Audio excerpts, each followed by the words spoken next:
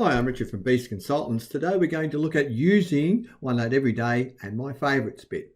Let's go to open a book and share a book.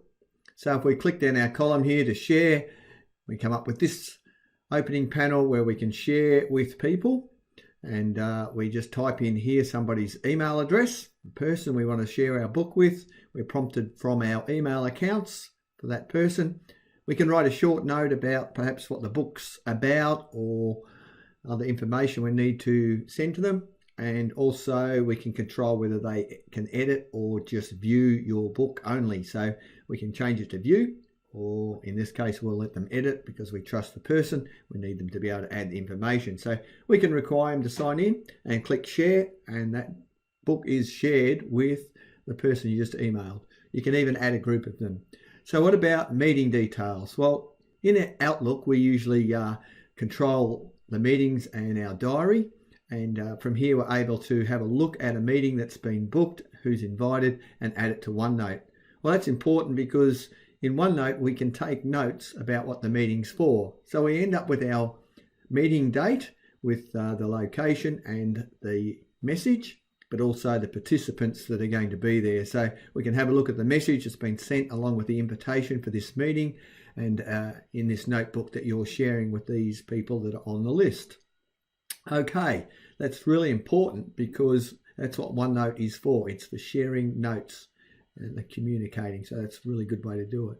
So across the top here, we have our chapters. We're going to look at password protection. So if you've got some notes that you don't need everybody to see, you don't want everybody to see, you can password protect the section even in a shared book, and that's important. So if we click on password, go to review and then password, we can set the password for this section, this chapter.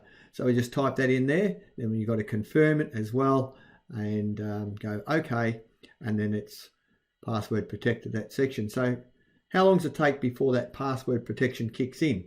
Well, if we go back to our file command and go down to options and then across to advanced, we come to an area where we can control that password protection timing. So we got from 1 minute to 1 day before that will close. So you can control pretty much how long it is before it opens. So that's what the password protector area looks like.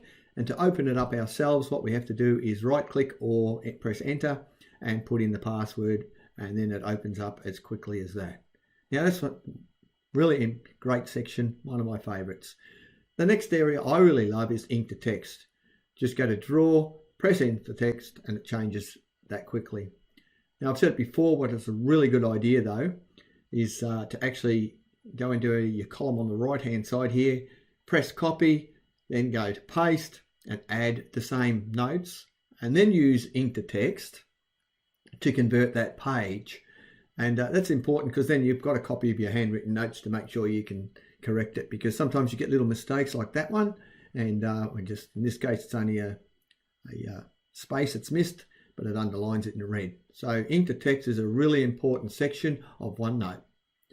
Another idea is too that you can actually copy a page from this area, go to a different area, different page, different book even, and then just paste it in as quickly as that. Ink to text is one of my favorite sections of OneNote. Okay, so next I'd like to talk to you about the quick access menu bar across the top here. And there's a couple of ways we can add to this.